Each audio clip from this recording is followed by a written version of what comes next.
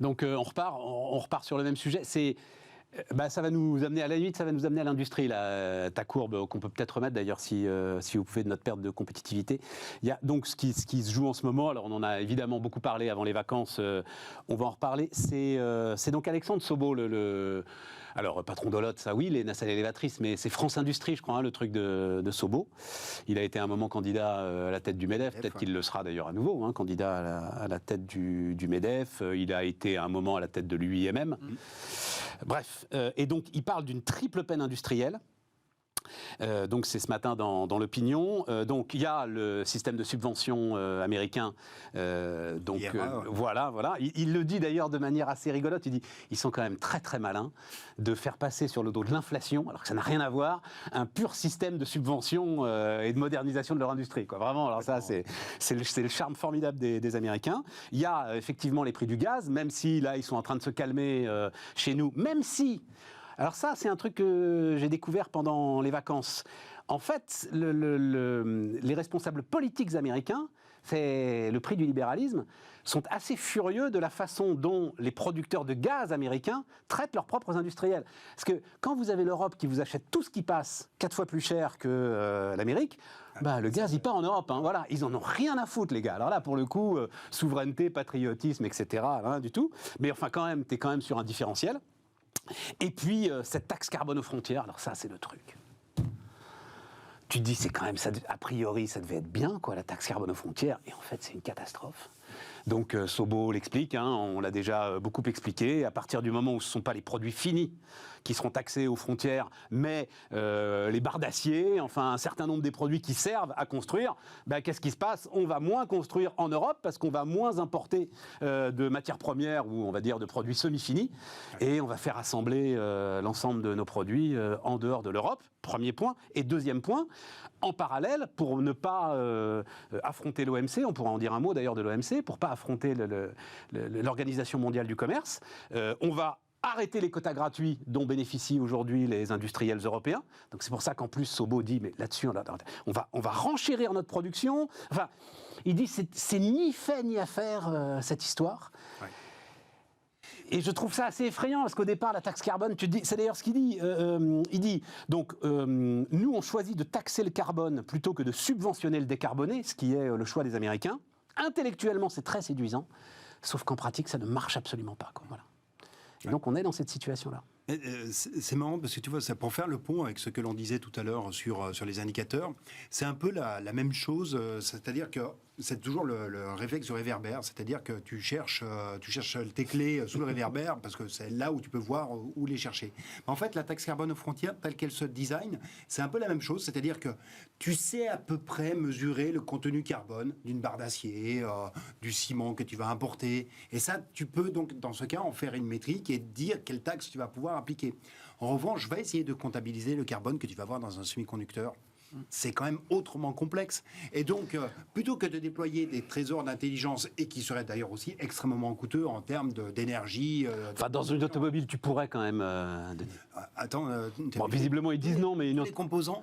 J'en sais rien. Dans la manière dont sont désormais... Les boîtes le font, Oui, mais dans la manière... Je vais aller regarder, il faut aller regarder le bilan annuel de Stellantis. À mon avis, tu as la décomposition totale du bilan carbone d'une 3008, je pense.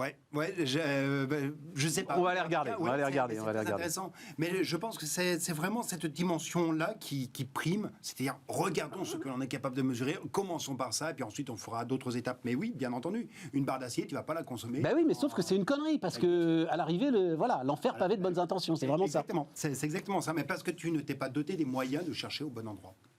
Il faudra... Attends, parce que l'histoire du réverbère, nous, on la connaît. Mais c'est qui d'ailleurs ? C'est Keynes ? Oui, c'était Keynes. C'est Keynes. Donc un gars cherche ses clés.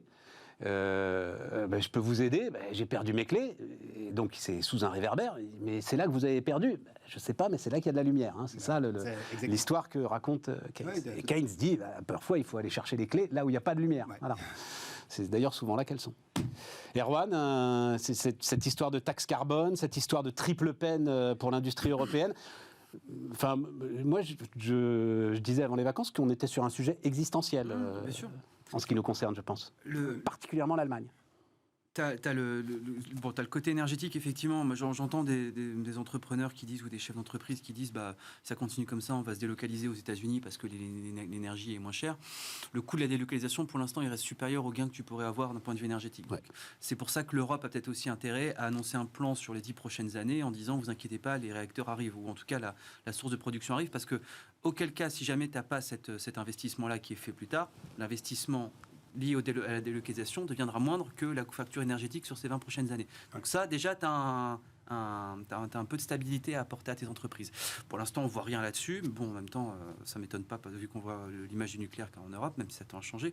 Ensuite, sur le côté taxe carbone aux frontières, moi, je serais un peu moins sévère que toi, parce que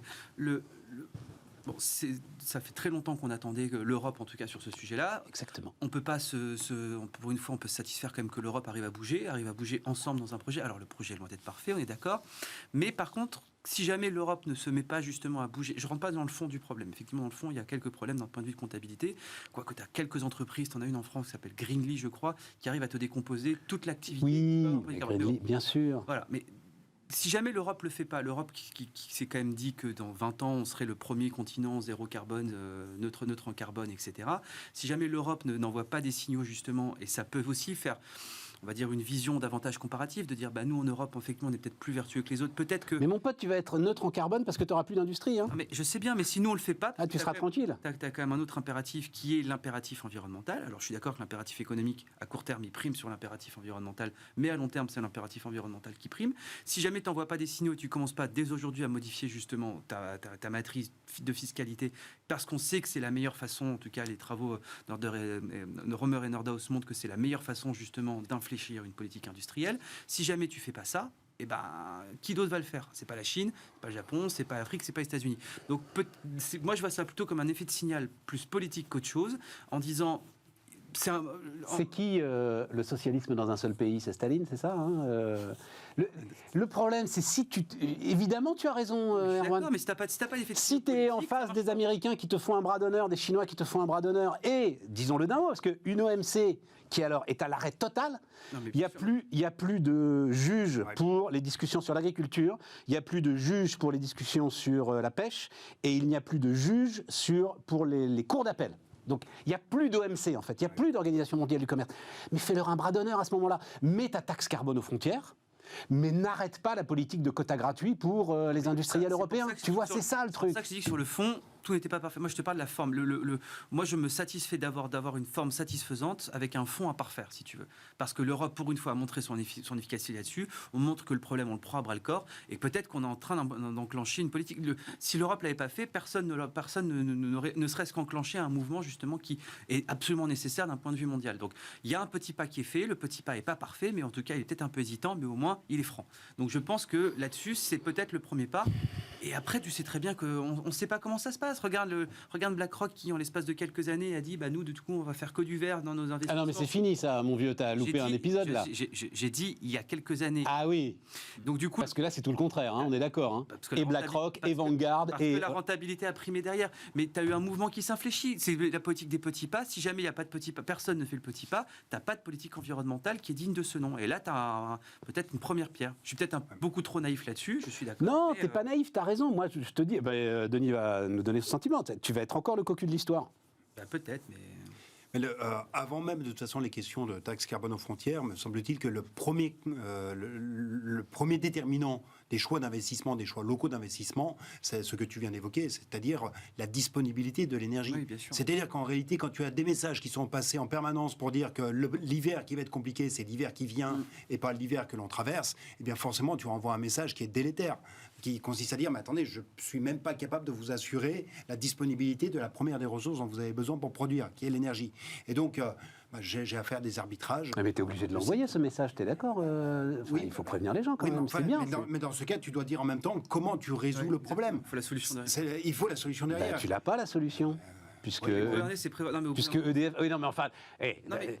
vous avez su, tiens d'ailleurs, parce que c'est un truc assez dingue quand même, on est passé tout près d'un nouveau retard sur le PR. En gros, les associations environnementales ont saisi je crois que c'est le Conseil d'État ou le tribunal administratif, peu importe, pour essayer de demander de nouvelles études d'impact sur le PR de Flamanville, parce que les soudures avaient été refaites. Tu te dis, les mecs se foutent de nous quand même. Finalement, oui, ok, il n'y aura pas besoin de nouvelles études d'impact, mais à un moment, à EDF, ils ont tremblé, quoi. Tu vois, c'était 1 an de plus de report. Mais enfin, c'est l'été, donc été 2024 au mieux, la contribution de l'EPR. Mais tu vois, sur enfin, le président de la République avait annoncé au mois de février, je ne sais plus combien j'ai perdu le compte de nouveaux réacteurs, petits, etc. C'était 14. Ils sont où? Non, mais il n'y a même pas de loi, mon pote. Non, mais je veux dire, non, attends. Il y en a une. Il y a une loi. Non, mais c'est pas cette loi-là. Non, mais malheureusement, elle ferme. C'est Non, mais toujours la même. Exactement. ce que je veux dire, c'est que je sais qu'il ne faut pas 6 mois pour. Enfin, c'est pendant 6 mois que tu fais émerger. Je veux dire, ils vont être produits où? On les met où sur la carte de France? Alors.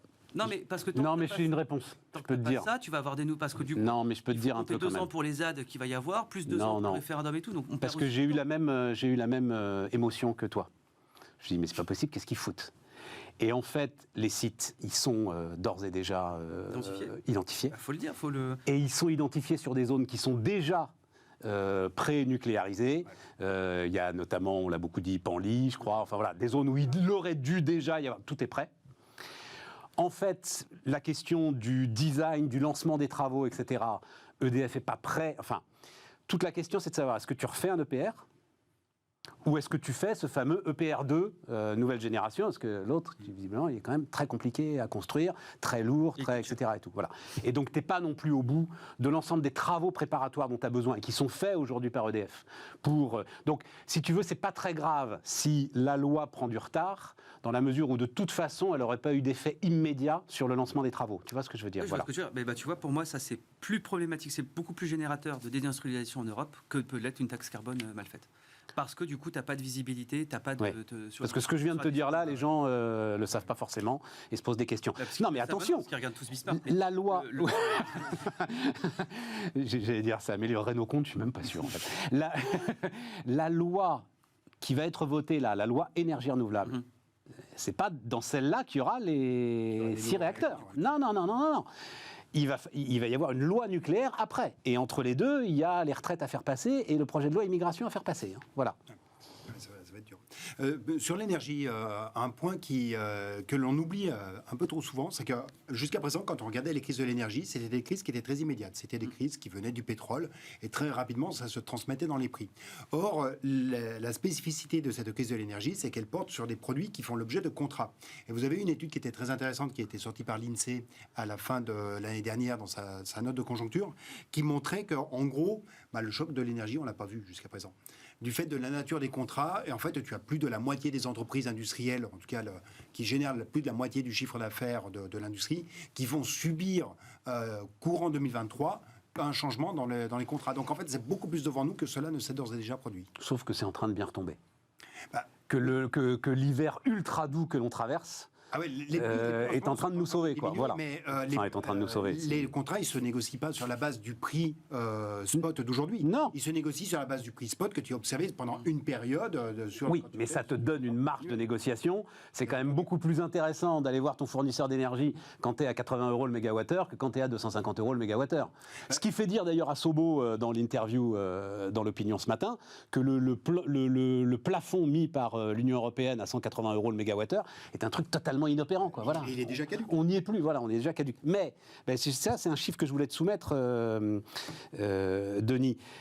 Donc, étude publiée par l'INSEE à la mi-décembre, c'est peut-être celle-là. Oui, c'est celle-ci, oui. Seuls 8% des entreprises industrielles envisageaient de réduire leur production à cause de l'énergie.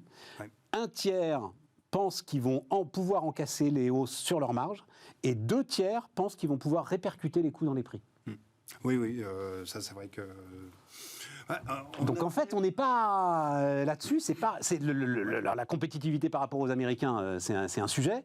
Mais sinon, en termes d'arrêt, enfin là, on nous parle tous de William Sorin, etc. et tout.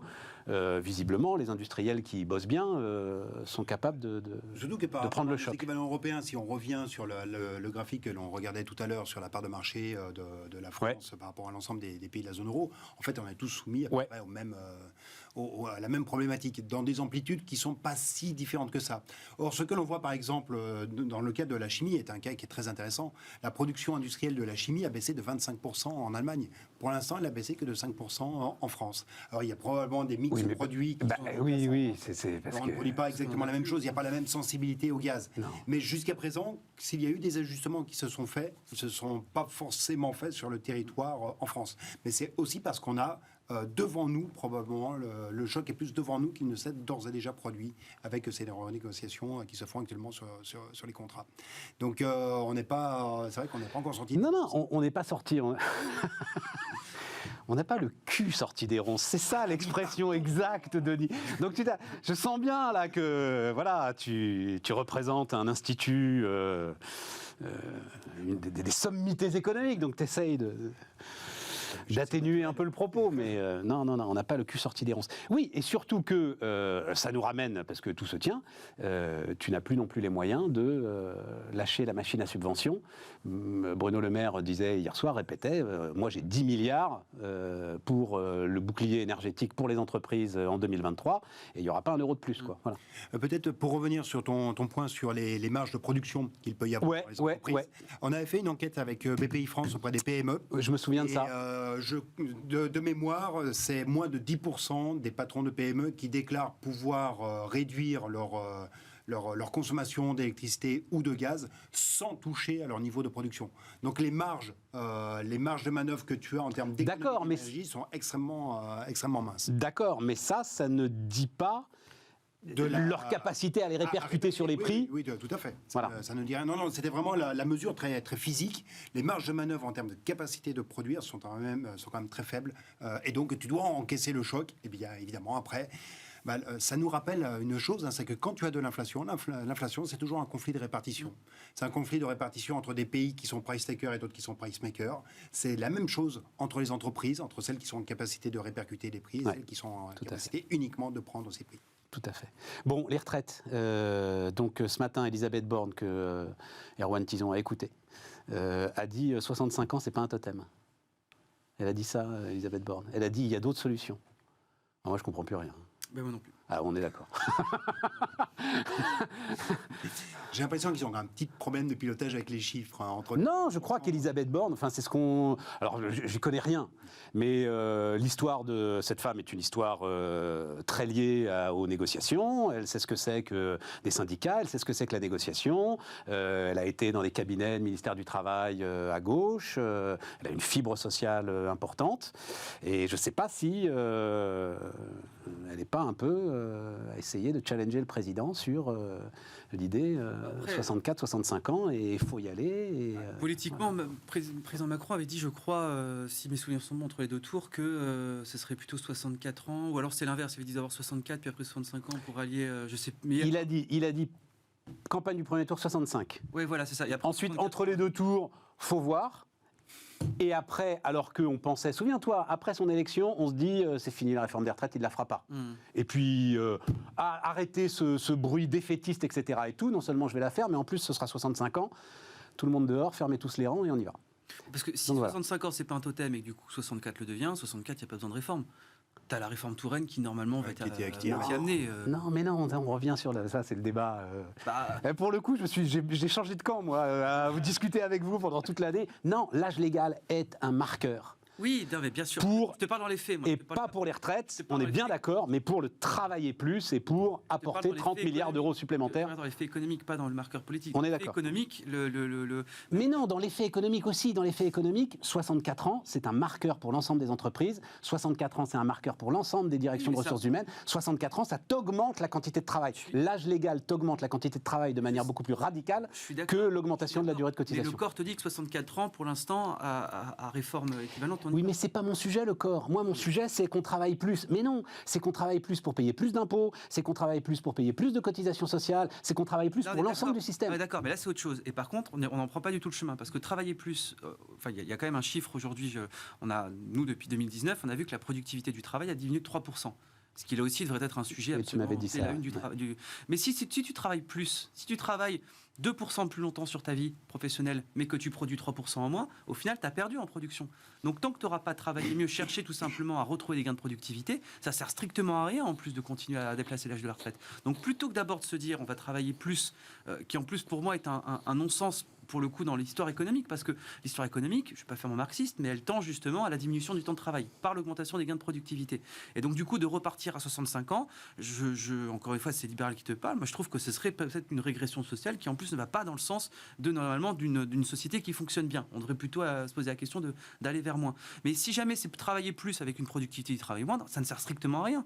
Donc si jamais tu résous pas le problème, si tu te lances dans une course, que tu dis je vais peut-être augmenter de 5 km la durée de la course pour pouvoir justement avoir une chance de mieux performer, mais que tu as une roue qui est crevée, tu as beau augmenter autant que tu veux. Ouais, tu vas quand même avancer d'1 ou 2 kilomètres, même si tu fais pas les 5 avec ta roue crevée. On est d'accord, mais avec ta roue crevée, tu vas quand même avancer un peu. Faire ce totem-là, etc., c'est ridicule. Si on veut sauver... En plus, moi, ce qui m'a profondément énervé, c'est d'entendre certains membres du gouvernement dire, là encore, le 31 décembre à 22h, nous, ce qu'on cherche, c'est à sauver le système par répartition. Alors que c'est le système par répartition qui est en train de nous le mettre dedans. Ah oui, si on a 30% de baisse des pensions, en tout cas pour ma génération, on va avoir 30% de baisse des pensions relatives par rapport justement à la génération aujourd'hui, c'est parce que justement dans un système par répartition. Donc, soit on veut sauver le système par répartition parce qu'on veut en faire un totem politique. Dans ces cas-là, il faut décaler l'âge de départ en retraite, effectivement, mais il n'y a que ça à faire et ce sera inefficace. Soit on veut sauver les retraités et les pensions à venir, et dans ces cas-là, il faut empiler capi. On a déjà eu la discussion 1000 fois. Alors je vous renvoie, formidable émission, la dernière intervention d'Erwan, c'était avec Nicolas Marquez de l'Institut Molinari, qui est très calé sur les questions de retraite par répartition. Et vraiment, on va au bout du sujet, on a les vrais chiffres que j'ai évidemment oubliés depuis, mais les choses sont vraiment très intéressantes. Vous retrouvez ça, c'était juste avant les vacances, et vous retrouvez ça sur notre site internet. C'est pas un totem pour toi, Denis, 64, 65 ans? J'ai été convaincu, moi, au bout alors que j'étais d'accord avec toi, Erwan, mais en fait, le sujet, et alors je ne vais pas le répéter parce que je le dis à peu près à chaque fois, je ne comprends pas que le gouvernement ne dise pas plus que travailler plus, c'est pas seulement solidifier les retraites. Travailler plus, c'est plus d'argent pour l'hôpital, c'est plus d'argent pour l'école, c'est plus de recettes d'une manière générale pour l'ensemble de notre système, bon Dieu. Exactement, c'est toute la discussion du double dividende que l'on doit mettre en place. C'est ce double dividende qui fait que tu gagnes plus parce que tu travailles plus longtemps, mais surtout tu redistribues plus, tu crées des conditions d'une croissance un petit peu plus importante. Et ce message-là, malheureusement, ne le construit pas assez. On présente uniquement sous l'aspect, on va dire, très victimaire de la personne qui, d'un seul coup, voit son horizon s'allonger de quelques mois, alors qu'elle était à 1 an du départ de la retraite. Donc oui, évidemment, c'est ce type de figure-là que l'on va mettre en avant. Mais en oubliant de dire que parce que tout le monde travaille un peu plus, eh bien, tu crées les conditions de redistribuer aussi un petit peu plus dans l'ensemble du paysage. Mais ça renvoie de toute façon, là encore, à la question que l'on a adressée dans un premier temps, qui est comment tu crées les conditions de l'insertion durable dans l'emploi des personnes. Et donc, comment tu fais en sorte que la formation tout au long de la vie, ce soit une réalité, que tu aies l'adaptation des compétences en permanence. Oui, mais ça se fait. On le voit depuis réforme Fillon, en fait. Tu vois que réforme après réforme, en fait, et c'est pour ça que l'âge légal est important, les directions des ressources humaines sont bien obligées de suivre le mouvement. Et donc le décalage aujourd'hui et le vrai bug aujourd'hui dans notre quantité de travail, c'est plus 55-65 ans. C'est bien 60-65 ans. Tout à fait. Et les 55-60 ans, eux, ils sont dans une aujourd'hui... On est à 60% de... Ouais, enfin, tout à fait comparable à ce qui se fait dans les autres... 1 point par an depuis 15 ans. Voilà. Sur cette catégorie. Exactement. Et donc il faut continuer ce mouvement là-dessus. Oui, alors effectivement, ceux qui sont dans la transition, c'est compliqué. Voilà. Oui, mais je pense qu'on arrivera... Toujours compliqué. C'est penser aussi la manière d'être inséré dans l'emploi. Il y a quelque chose qui a totalement fait un flop, c'était le contrat de génération. J'ai même oublié ce que c'était. C'était l'idée. Ah oui, un jeune, un vieux, là. Ouais, un jeune, un vieux. Mais bon, c'est comme les taxes carbone, ça. Intellectuellement, c'est génial, mais en fait, c'est toujours l'enfer qui est pavé de bonnes intentions. C'est toujours la même chose. Mais ça participait d'une démarche. Mais tu vois, tu organises un peu la fin de carrière en sifflet. Ouais. Et donc, tu crées aussi les conditions de l'accompagnement d'une nouvelle génération qui va venir te remplacer dans ton emploi. On disait hier que les syndicats étaient plus dans le jeu. Vous êtes d'accord avec ça? C'est-à-dire que Borne, elle les reçoit là, pendant 2 jours, elle va recevoir les syndicats. Tu te demandes à quoi ça sert et tout. Et que la SNCF... Oui, les médecins. On t'a sans doute plus parlé de la grève des contrôleurs SNCF que de l'assurance chômage quand même non, dans tes prégressions de... Parce que ceux qui devaient venir n'étaient pas là. Donc ceux qui étaient touchés, ils ne pouvaient pas en parler. Non, mais est-ce qu'ils sont encore dans le jeu, les syndicats? Moi, je ne pense pas. Ouais, c'est ça. Il y a là ce qu'on voit depuis les Gilets... Enfin, c'est profond, hein, mais depuis les Gilets jaunes, effectivement, cette crise de la représentativité, quand tu regardes la représentativité des syndicats, c'est une des plus faibles d'Europe. Ouais. Les corps intermédiaires s'organisent autrement, en fait. La société s'organise en dehors de ces corps intermédiaires-là. Ce qui se passe, c'est là, quand tu écoutais certains syndicalistes qui étaient extrêmement gênés de la grève des contrôleurs, ouais. Alors que pourtant, normalement, ils auraient dû être extrêmement fiers. Hein. Tu bloques le pays pendant 2 jours, personne ne le voit venir, etc. Normalement, ils auraient pu en prendre la paternité. Mais je pense qu'en fait, ils ne représentent plus rien ni personne. Je vois... Cite-moi le nouveau patron de FO. J'ai appris que ça avait changé il y a 30 ans, que c'est Yves Verrier qui n'est plus là. Et en plus, tu sais quoi, j'ai une citation de lui, j'ai pas mis son nom. Parce que, non, mais c'est intéressant, parce donc c'était dans les Échos ce matin, il dit, mais tout le monde pense qu'on est associé au truc des retraites et tout, qu'on sait tout, mais il dit, mais en vérité, on sait rien, quoi. Carrière longue, pénibilité, régimes spéciaux et tout, on ne sait rien. Et la crise de représentativité a fait que du coup, ils ont été bypassés, ils ne servent plus à rien, et en tout cas, ils sont perçus comme ne servant plus à rien. D'un point de vue macro, hein. D'un point de vue micro, on voit qu'ils sont encore toujours aussi efficaces en termes de contrats qui sont signés, en termes d'accords qui sont signés. Tout à fait. Au niveau local, on en a vraiment besoin. D'ailleurs, c'est marrant parce que c'est les travaux de Ferracci aussi sur le meilleur degré de représentativité d'un syndicat, et on voit qu'en fait, c'est soit hyper centralisé, soit hyper décentralisé. Et nous, on est dans une semi-centralisation, et on voit que ça marche pas. Et donc, du coup, c'est très efficace d'avoir un délégué du personnel à la machine à café le matin, mais ce n'est plus du tout d'avoir des personnes qui brandissent le poing gauche en disant on va faire la révolution, quoi. C'est vrai que c'est vraiment un phénomène qui est très remarquable, hein, sur la période actuelle. C'est effectivement, c'est un peu ce que l'on a vu avec les Gilets jaunes, mais de voir ce mouvement sur les contrôleurs qui est totalement en dehors des appareils, c'est la même chose aussi pour les médecins. C'est plus particulier, bien entendu, mais on voit que ce sont des mouvements qui se cristallisent par eux-mêmes, qui sont presque sui generis et en dehors des appareils. Et est-ce qu'on n'a pas, d'une certaine manière, un peu la même crise que celle qui a concerné les partis politiques, et en tout cas les grands partis politiques qui touchent désormais des corps institutionnels. Le problème, c'est quand tu as un gouvernement, avec qui est-ce que tu dois discuter? Voilà. Et jusqu'à présent, un corps... C'est pour ça qu'ils sont assez légitimes à dire on ne veut pas discuter, en fait, puisqu'ils ne veulent pas discuter, le gouvernement. C'est ça la posture, quand même. Hein. Ouais. On consulte, il n'y a pas de négociation. Ouais. Oui, c'est vrai. Il n'y a pas de négo. Ouais. Ce chiffre que je donnais hier, Erwan, là, tu parlais du délégué du personnel à la machine à café. Donc la constitution des CSE, des comités socio-économiques, a fait disparaître, chiffre de la SNCF, 70% des représentants du personnel de la SNCF. Et en même temps... Et des frais de représentation. Oui, voilà. En même temps, tu ne peux pas payer non plus ces gars. À chaque fois, c'est des jours de délégation. Enfin, ça coûte des sous à l'entreprise. Sur le syndicalisme, tu parlais de la grève SNCF. J'avais fait un papier pour le Figaro par de Noël en disant qu'il allait avoir cette grève allait potentiellement introduire une triple concurrence sur l'ouverture des lignes, sur l'ouverture de la technologie, notamment en développant le transport autonome, mais aussi sur la syndicalisation. Et en se disant peut-être qu'on a appel à de nouvelles façons justement de concurrencer un peu les centrales historiques. Peut-être que le monopole au premier tour des élections syndicale va peut-être sauter. Aujourd'hui, tu es obligé d'être attaché à une centrale pour pouvoir te présenter. Peut-être que demain, soyons fous, on va introduire enfin le chèque syndical qui fonctionne très bien dans certains pays. En fait, on te donne, plutôt que de financer les syndicats, on finance les syndiqués. Donc, on te donne un chèque, c'est à toi de le donner à n'importe qui. Il y a en France une myriade, je pourrais te retrouver les noms, de syndicats qui sont en train de se créer en dehors des entreprises, des syndicats de services, des coopératives de services. Ils sont très présents, notamment dans le milieu du portage salarial, où en fait, ils sont présents pour à la fois faire de la défense presque individuelle sur demande de la plupart des salariés, mais ils font aussi de la formation, de l'accompagnement, de l'insertion. Moi, je pense que ce genre de syndicalisme-là, si jamais tu leur permets d'être financés justement via un chèque syndical, que tu passes par le salarié, non plus par la centrale, tu forces les centrales déjà à changer drastiquement pour avoir la plus grande part de représentativité, donc du coup de capter un maximum de chèques, et d'autre part, tu permets à ces initiatives innovantes-là de pouvoir exister. Et j'espère, tu vois, que du coup, tu as une innovation qui va se créer grâce à cette concurrence sociale. Ah oui, c'est un mal pour un bien. Ouais. Formidable. Formidable de finir comme ça. On se retrouve demain sur Bismart.